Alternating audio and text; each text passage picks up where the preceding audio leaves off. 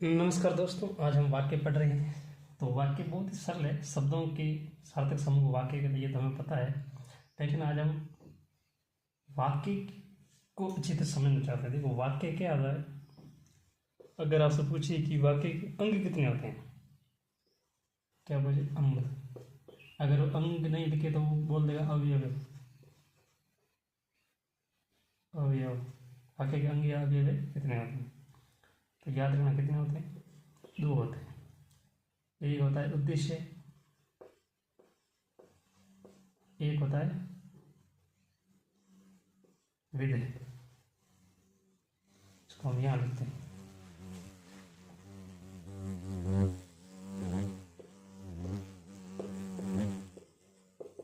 एक उद्देश्य और दूसरा कौन सा था? दूसरा विधेय। दूसरा होता है विधेय। एक उद्देश्य, दूसरा कौन सा था? विधेय। ठीक है, ये होता है। हम सबसे पहले उद्देश्य के बारे में समझते हैं। उद्देश्य किसको कहते हैं? देखो, वाक्य, कोई भी वाक्य होता है ना, वाक्य में चाहिए ना, वाक्य में जिसके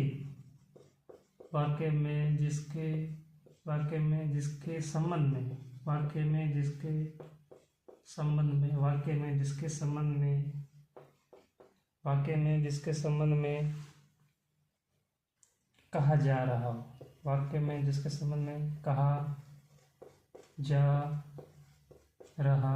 हो। कोई वाक्य है, उस वाक्य में जिसके संबंध में जो कहा जा रहा है ना, उसके अंदर जिसके संबंध में कहा जा रहा है, किसके संबंध में कहा जा रहा है ना, तो वो ही उसका क्या कहलाता है? उद्देश्य कहलाता है। फॉर एग्जाम्पल देख, जैसे राम क्रिकेट का अच्छा खिलाड़ी है। राम क्रिकेट का अच्छा खिलाड़ी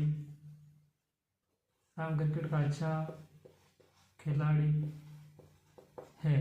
अब ये पूरा वाक्य है, राम क्रिकेट का अच्छा खिलाड़ी, पूरा वाक्य है। अब आप बताइए कि इस वाक्य में किसके बारे में बात हो रही है? खिलाड़ी के बारे में, अच्छा के बारे में, क्रिकेट के बारे में, या राम के बारे में? तो पता चलेगा कि राम क्रिकेट का अच्छा खिलाड़ी है, तो आप किसके बीच कौन लगा दो, कौन से पता करो कौन अच्छा खिलाड़ी है? राम। तो निकल के क्या है? राम। इसका मतलब यहाँ राम हमारा क्या हो गया? उद्देश्य।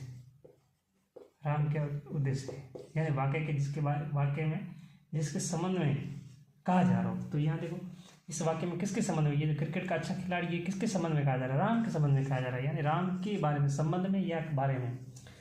तो जिसके बारे में या जिसके संबंध में कहा जा रहा हो, कहाँ कहा जा रहा है? किसी वाक्य में। कोई एक ऐसा वाक्य होगा, उस वाक्य में जिसके संबंध में या जिसके बारे में जो कुछ कहा जा रहा हो,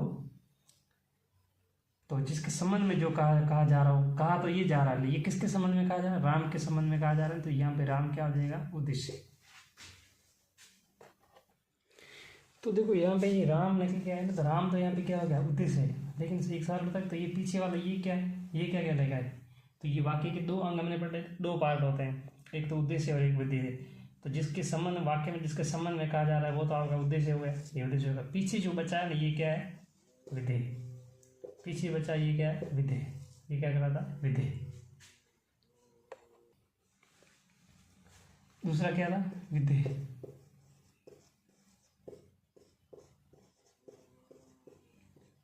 और विधेय किसको बोलते हैं? विधेय में क्या लिखोगे कि वाक्य में उद्देश्य है। अब हमें उद्देश्य मिल गया, तो पहले उद्देश्य था ना, इसलिए हम उद्देश्य को निकालने के लिए उसकी जगह उद्देश्य की जगह निकाल लिया था जिसकी। अब जब उद्देश्य मिल गया तो हम लिखेंगे उद्देश्य। वाक्य में उद्देश्य के बारे में, वाक्य में उद्देश्य के बारे में जो कहा जा रहा हो,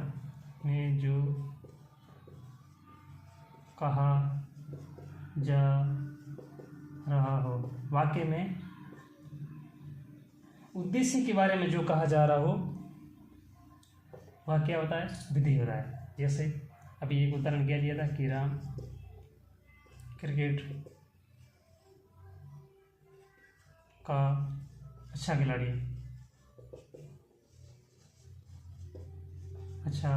है। तो वाक्य में उद्देश्य के बारे में, तो उद्देश्य के बारे में राम, अब ये राम उद्देश्य है, क्योंकि वाक्य में किसके संबंध में कहा जा रहा है? राम के संबंध। तो राम क्या है? उद्देश्य है। अब उद्देश्य के बारे में जो कहा जा रहा है, उद्देश्य के बारे में क्या कहा जा रहा है कि वह क्रिकेट का अच्छा खिलाड़ी है। तो ये वाक्य पूरा क्या कहलाएगा? विधेय। क्या कहलाएगा? विधेय। समझ में आया? वाक्य में जिसके संबंध में कहा जा रहा है वो उद्देश्य है, और फिर उद्देश्य मिल गया तो उस उद्देश्य के बारे में जो कहा जा रहा हो ना वो क्या कहलाएगा? विधेय कहलाएगा। अब एक बात देखना कि जैसे उद्देश्य है, क्या है? उद्देश्य, और प्लस क्या होता है? विधेय। विधेय। अब उद्देश्य के संबंध में या यूं है कि उद्देश्य का जो विस्तार होता है ना, विस्तारक, वो भी उद्देश्य में गिना जाएगा, और विधेय का विस्तारक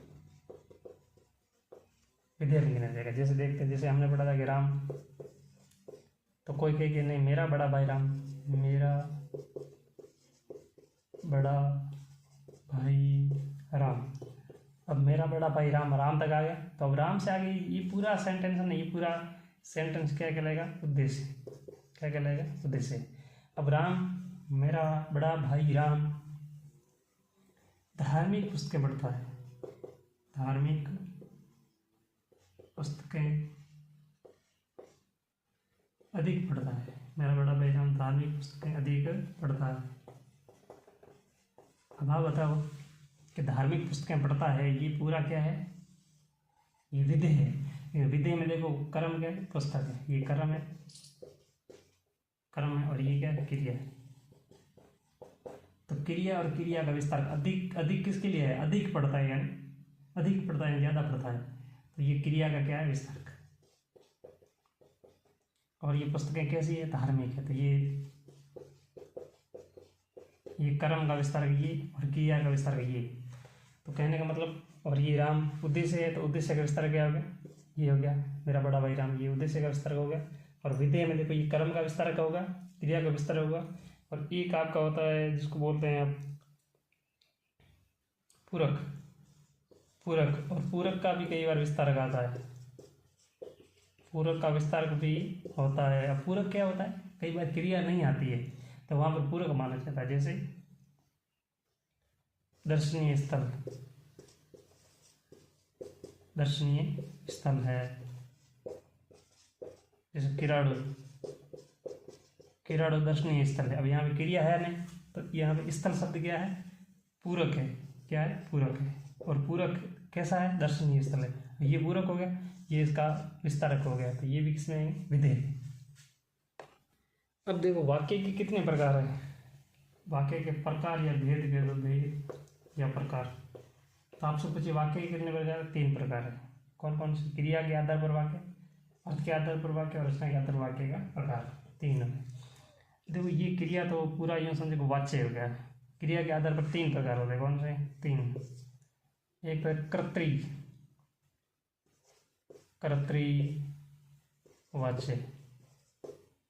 एक कर्मवाच्य, एक क्रियावाच्य। तो ये क्रिया के आधार 3 प्रकार है, इसको हम सेपरेट अलग से ही पढ़ेंगे। और बाकी हम ये जो है ना, ये हम साथ पढ़ेंगे। अर्थ के आधार पर कितने वाक्य होते हैं? 8 होते हैं। कौन से? देखो कैसे याद करोगे कि एक तो होता है विधेयार्थक वाक्य। विधेयार्थक,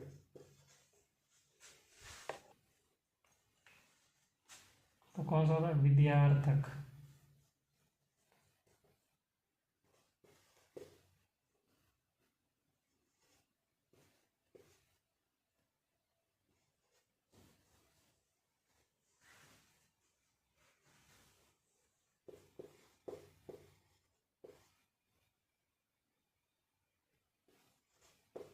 विधेय, या इसको क्या कहते हैं? सकारात्मक।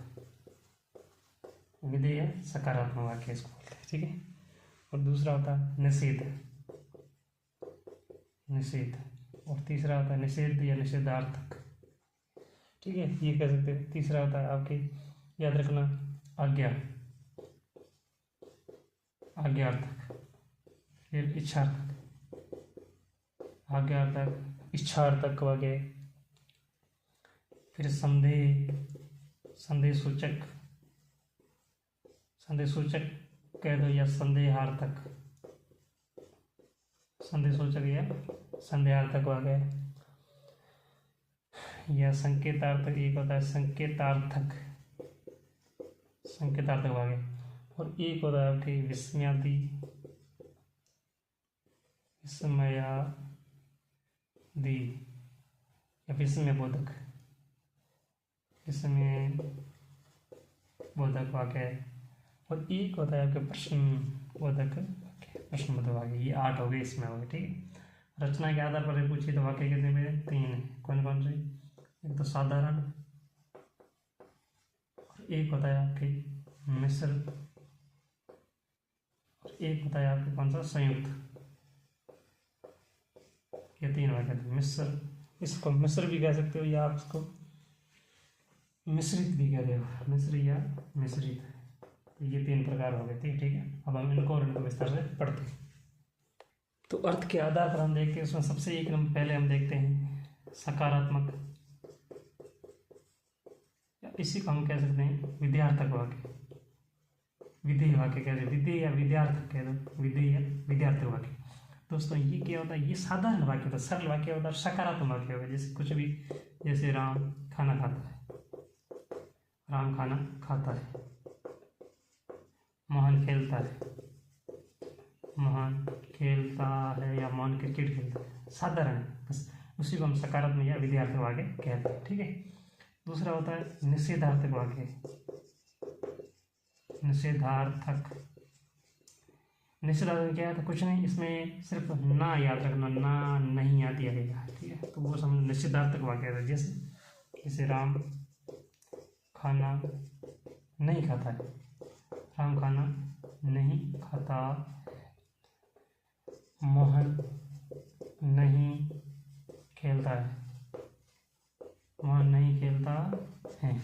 तो इसमें क्या है? नहीं आएगा, नहीं आएगा। तो इस तरह से यदि वाक्य में उदाहरण दिए हो, नहीं हो, तो सीधा वो कौन सा होगा? निषेधार्थक वाक्य होगा। 3 नंबर में याद रखना आज्ञार्थक वाक्य। कौन सा? आज्ञार्थक, आज्ञार्थक, आज्ञार्थक वाक्य। कौन सा? आज्ञार्थक वाक्य। आज्ञार्थक वाक्य में आपको 3 बातें याद रखनी। क्या? या तो उसमें क्या होगा? कोई आदेश होगा। क्या होगा? कोई आदेश दिया होगा, या इसमें क्या हो? कोई उपदेश हो, कोई क्या? उपदेश हो। और या उपदेश आदेश होते, या कोई क्या? सलाह, सलाह हो, ठीक है। तो आदेश क्या होता है? जैसे राम पानी लाओ, राम पानी लाओ, या नीचे बैठो, राम नीचे बैठो, इधर आओ। तो एक प्रकार से ये क्या है? आदेश है कि इधर आओ। उपदेश मतलब पानी लाओ, नीचे बैठो, इधर आओ, ये एक प्रकार क्या है? आदेश है। तो इसको हम क्या कहते हैं? अज्ञात। तो इसमें कोई आदेश होगा, उपदेश होगा, या कोई सलाह होगी। या खाना खाइए, राम खाना खाइए, खाना खाइए, जाइए।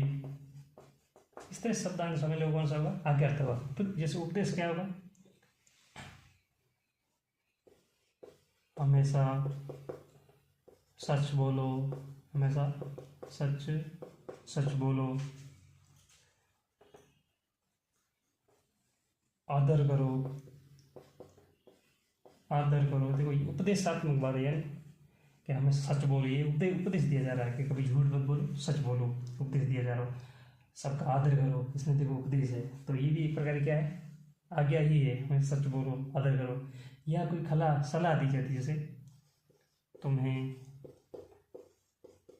शराब नहीं पीनी चाहिए, शराब नहीं पीनी चाहिए, शराब नहीं पीनी चाहिए। देखो तुम्हें शराब नहीं पीनी चाहिए, एक प्रकार से क्या दी जा रही है? सलाह दी जा रही है। तो ये भी किस में आएगा? आज्ञा में आएगा। 4 नंबर हम देखते हैं इच्छार्थक। आज्ञा के बाद में कौन सा? इच्छार्थक। इच्छार्थक में क्या याद रखना? इच्छार्थक वाक्य में क्या याद रखना कि इच्छार्थक में ना आपको इसमें कोई इच्छा या फिर आशीर्वाद, आशीर्वाद कोई हो, या मंगल कामना हो, तो समझ लो ये इच्छार्थ हो गया। जैसे इच्छा कैसे है?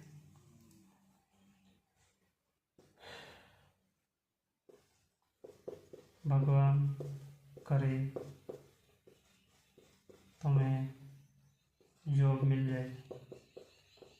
भगवान करे तुम्हें जॉब मिल जाए, तो इसमें देखो इच्छा जाएगी। भगवान करे तुम्हें जॉब मिल जाए, ये इच्छा जाहिर की गई भगवान से, तो इसलिए इच्छार्थक वाक्य होगा।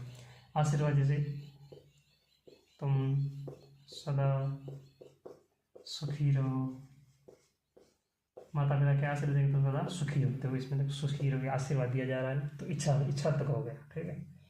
मंगल कामना क्या है कि हमेशा हमेशा आपकी लंबी उम्र हो, लंबी उम्र हो। इसमें क्या है, मंगल कामना की जा रही। तो जब भी इच्छा जाहिर की गई, आशीर्वाद दिया, मंगल कामना हो, तो उसमें कौन सा वाक्य होगा, इच्छार्थक वाक्य। अगला है संदेहार्थक या संदेह सूचक, कुछ भी आ सकता है, संदेहार्थक वाक्य या संदेह सूचक वाक्य। तो इसमें क्या होगा, जैसे कोई संदेह या कोई संभावना, संदेह या कोई संभावना। संभावना क्या है, शायद आज वर्षा होगी, शायद आज वर्षा होगी, देखो संभावना व्यक्त की जा रही। ठीक है। और संदेह में क्या होगा, जैसे राम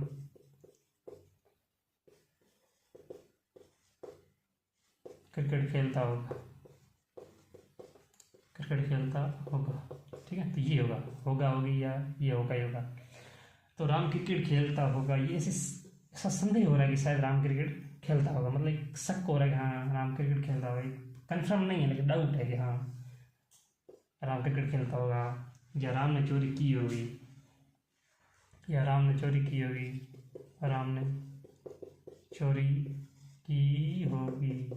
अब ये कंफर्म नहीं है की होगी, लेकिन डाउट है कि हाँ ऐसा हुआ होगा, तो इसको बोलते हैं संदेह सूचक या संदेहार्थक वाक्य। आगे है संकेतार्थक वाक्य। देखो संकेत वाक्य किसका उदाहरण होता है, हेतु का। हेतु अपने भूतकाल में पढ़ते हैं तो वो स्वयं इसका उदाहरण आ जाएगा। जैसे संकेतार्थक में क्या, कोई न कोई शर्त होगी आपके सामने, क्या कि राम पढ़ता तो सफल होता, वो पढ़ा नहीं तो फेल हो गया। तो ये शर्त थी, अगर राम पढ़ता तो सफल होता। अब पढ़ने का संबंध सफल के साथ में एक शर्त है कि सफल होने के लिए आपके सामने क्या शर्त है कि आपको पढ़ना होगा। तो राम पढ़ता तो सफल होता, या वर्षा होती तो फसल अच्छी होती। अब वर्षा होती ना तो फसल क्या होती, अच्छी। अब फसल अच्छी की शर्त क्या है कि वर्षा होनी चाहिए, तो वर्षा होती तो फसल अच्छी होती। तो संकेतार्थक वाक्य में क्या होगा, कोई ना कोई आपकी शर्त दी हुई कि अगर आप ऐसा करोगे ना तो आपके साथ ऐसा होगा, यानी अच्छा करोगे तो क्या होगा, अच्छा। अब इसमें आपको बोलते नाम से पता चला, कोई आश्चर्य होगा, नाम से क्या आश्चर्य होगा, या किसी कोई घृणा होगी, प्रेम हो, दुख हो, ऐसे का हर्ष हो, ऐसे वाक्य हो तो विस्मय बोध करेंगे। जैसे ये क्या है, छी कितना गंदा है, हाय क्या चीज। तो ये क्या हो गया, ये विस्मय जाहिर किया जा रहा है ना। जैसे वाह कितना प्यारा है,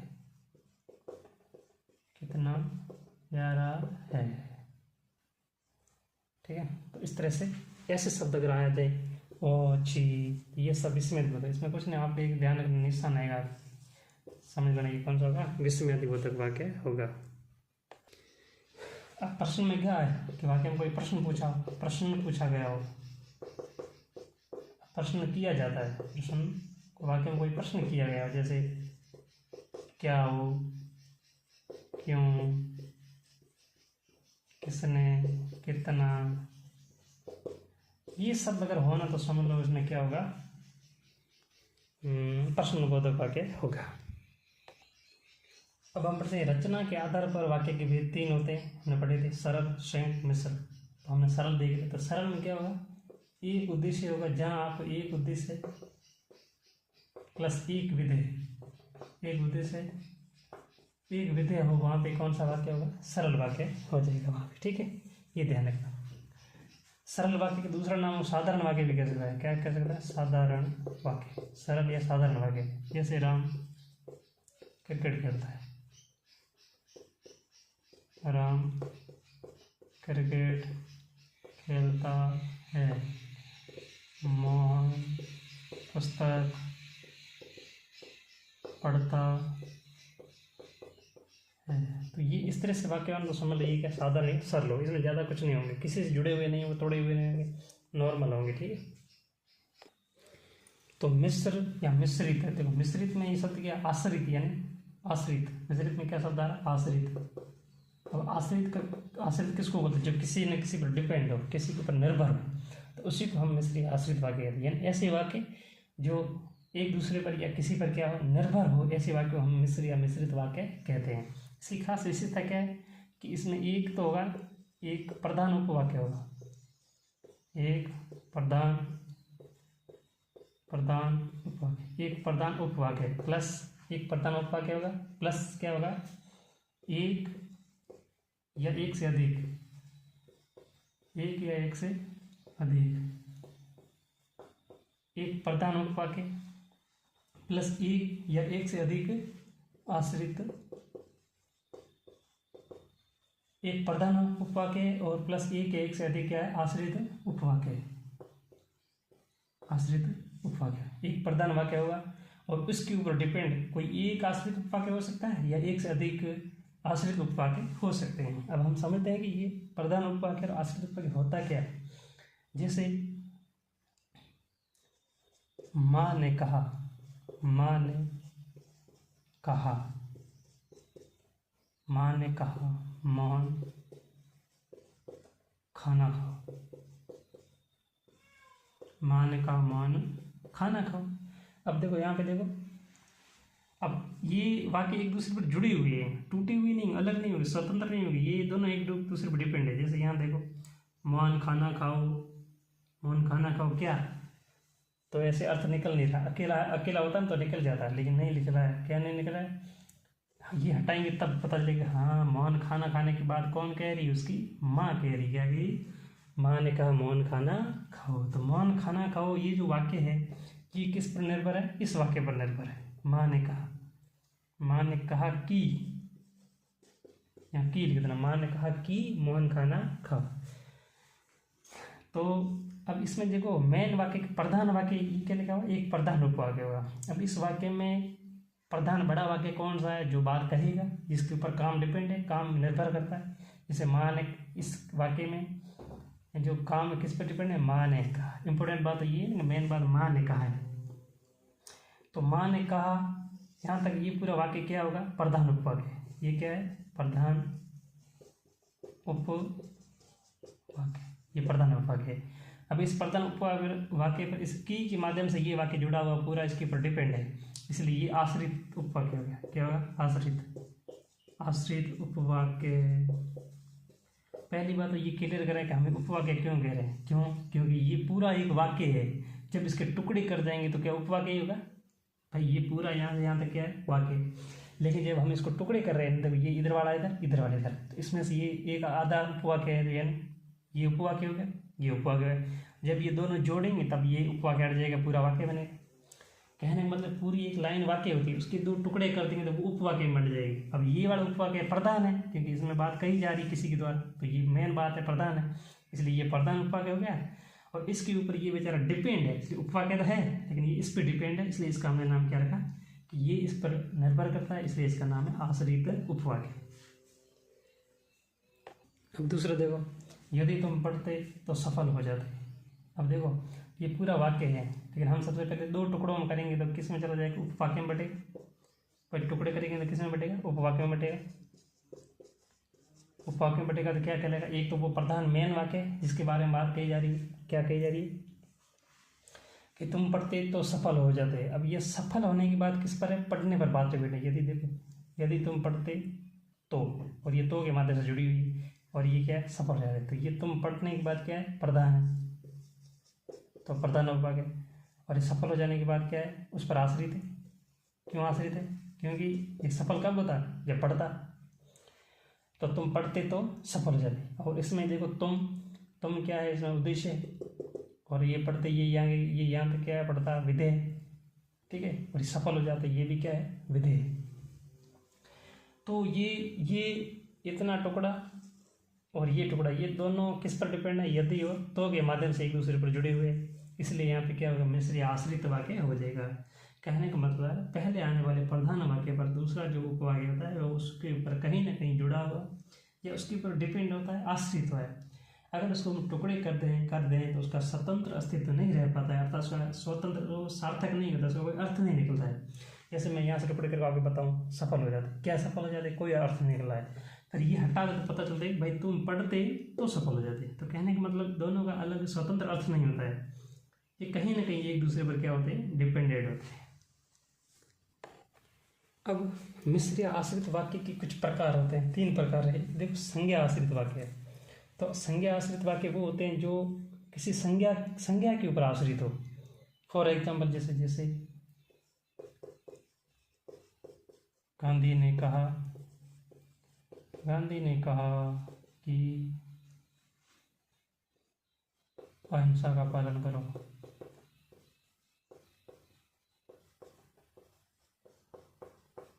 गांधी ने कहा कि अहिंसा का पालन करो। अब देखो, ये शब्द है और ये शब्द है, ये दोनों की पर जुड़े हुए। तो गांधी ने कहा कि, अब ये की शब्द है ना, ये गांधी की बात कह रहा है ना, कि गांधी ने कहा कि, इसलिए गांधी क्या है, संज्ञा है। तो इसलिए ये संज्ञा के तौर पर ये इससे जुड़ा हुआ है, तो ये इसको बोलते हैं संज्ञा आश्रित वाक्य है। इसकी सीधी सी पहचान क्या है कि वाक्य में यदि की हो तो समझ ले वो कौन सा आश्रित वाक्य है, संज्ञा आश्रित वाक्य है। तो विशेषण आश्रित वाक्य कौन से होते हैं, तो इनकी पहचान क्या है, जो, जिसका या जिसकी। अब जो, जिसका, जिसकी, इनसे अगर कोई जुड़े हुए हो तो समझ लेना कि वो कौन से विशेषण आश्रित वाक्य है। मिश्रित तो है, मिश्रित है, यदि प्रकार पूछे तो कौन सा हो जाएगा, विशेषण आश्रित वाक्य। उदाहरण देखते हैं, जैसे यह वही है, ये वही है जो कल भाग गया था, ये वही है जो कल भाग गया था। अब देखो, ये वही है, अब वही वह की विशेषता बता रहा है, ये वह के लिए आया है, यानी वह लड़का है, तो वह वही विशेषण होगा, विशेषता बता रहा है उसकी। और ये वही हैं जो, ये है वही हैं जो, और ये शब्द क्या है, जो। तो ये देखो, तो ये वह वही है ना, ये वह के लिए, तो वह की विशेषता बता रहा है कि भाई ये वह था जो कल आया था। अब आज जब उसको देखा तो हम कह ये वही है जो कल भाग गया था। अब कल भाग गया था, ये उसके लिए आया है, जो, तो जो के द्वारा जुड़ा हुआ है, जो वही के लिए आया है। तो वह की विशेषता क्या है, वही, और वही के माध्यम से क्या शब्द जुड़ा, जो। तो ये पहचान है कि जो आ जाए, जिसका आ जाए, जिसकी आ जाए, समझ लो वो विशेषण आश्रित वाक्य होगा। तो आगे तीसरा क्रिया विशेषण में देखो क्या आपको याद रखना है कि यदि, जहाँ, जैसे, यद्यपि, क्योंकि, जब, तब, ये याद रखना है। तो कोई जब और तब दोनों साथ आएंगे, जैसे और वैसे ये हमेशा साथ आएंगे, जैसे वैसे साथ में आएंगे। यदि और यद्यपि साथ में आएंगे, यदि और यद्यपि, जैसे वैसे, जहाँ वहाँ, ये जहाँ और क्या आएगा, वहाँ, ये साथ में आ जाएगा, क्योंकि, जब, तब, ये आ जाएंगे। उदाहरण देखो, यद्यपि वह पढ़ता तथापि वह सफल होता, यद्यपि सन तथापि आएगा, ठीक है ना। या जब वह उठा, कि जब वह उठा तब वह देर हो गई, उठाना क्रिया की विशेषता बताई जा रही। जैसी करने की क्रिया, जैसी वैसी भरने। जहाँ चाह है, जहाँ चाहत है, वहाँ ही क्या है, राहत है। तो इस तरह से आपको याद रखना है कि ये शब्द अगर आए पहचान तो समझ लो वो आश्रित तो है ही है, आश्रित तो मिश्र वाक्य तो है ही है, लेकिन साथ में कौन सा मिश्र पूछे तो क्रिया विशेषण हो जाएगा।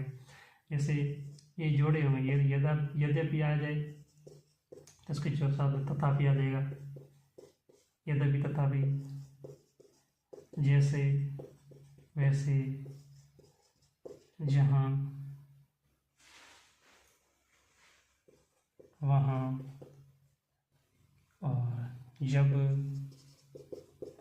तब, यद्यपि तथापि जैसे वैसे जहाँ जहाँ वहाँ जब तब। तो ये अगर आ जाए ना, ये क्योंकि नहीं होगा, ये आए ना तो समझ लो वहाँ पे कौन सा होगा, मिश्रित तो होगा ही। मिश्रित हम पढ़ रहे हैं, मिश्रित होगा नहीं, मिश्रित में कौन सा होगा, क्रिया विशेषण। ठीक है, क्रिया विशेषण मिश्रित। तो तीसरा पद कौन सा, संयुक्त वाक्य। संयुक्त वाक्य दो स्वतंत्र वाक्य होंगे जो किसी संयोजक से जुड़े हुए। अब देखो वहाँ एक दूसरे पर डिपेंड थे मिश्रित में, लेकिन यहाँ डिपेंड नहीं होंगे। जैसे राम खेलता है, राम खेलता है, मोहन पढ़ता है, राम खेलता है, मोहन पढ़ता है। अब ये भी पूरा वाक्य स्वतंत्र है, राम खेलता है, ये भी स्वतंत्र, राम खेलता है, मोहन पढ़ता है। लेकिन ये किसी संयोजक से जुड़े होंगे। जैसे अपन कहते हैं राम पढ़ता है और मोहन, राम खेलता है और मोहन पढ़ता है। तो खेलता है ये वाक्य और ये वाक्य दो, ये देखो ये अपने आप में क्या है, स्वतंत्र वाक्य है। ये भी अपने आप में स्वतंत्र वाक्य है। ये भी इतना यहाँ तक साधारण वाक्य है, ये यहाँ तक क्या है, साधारण वाक्य है। जब दो स्वतंत्र वाक्य या साधारण वाक्य किसी संयोजक क्या है, और इस संयोजक के द्वारा दोनों जुड़े हुए हो, तो समझ लो वहाँ कौन सा होगा, संयुक्त वाक्य होगा। ठीक है, दो स्वतंत्र या साधारण वाक्य किसी संयोजक के द्वारा जुड़े हुए, जैसे और से जुड़े हुए, वैसे ही अपने आप में स्वतंत्र है। राम खेलता है, कोई दिक्कत नहीं, ये इस पर डिपेंड नहीं है। और न ही ये मोहन उस पर डिपेंड है कि भाई वो खेलता है तभी मोहन पढ़ रहा है, ऐसा कुछ नहीं है। ये अपनी मर्जी से पढ़ रहा है और वो खेल रहा है। हम किसी को बताते हैं कि भाई राम तो पढ़ रहा है लेकिन मोहन खेलता है, तो बीच में और संयोजक के द्वारा दो स्वतंत्र वाक्यों को जोड़ देते हैं। यदि वाक्य में, संयुक्त वाक्य में अगर ये पहचान में आपके सामने ये देखें ना, तथा एवं या अथवा, तथा एवं या अथवा किंतु परंतु लेकिन बल्कि इत्यादि, तथा एवं या अथवा किंतु परंतु लेकिन बल्कि इत्यादि, तथा एवं या अथवा किंतु परंतु लेकिन बल्कि इत्यादि, तथा एवं या अथवा किंतु परंतु लेकिन बल्कि इत्यादि। ये आए तो समझ लीजिए कौन सा वाक्य होगा, संयुक्त वाक्य होगा।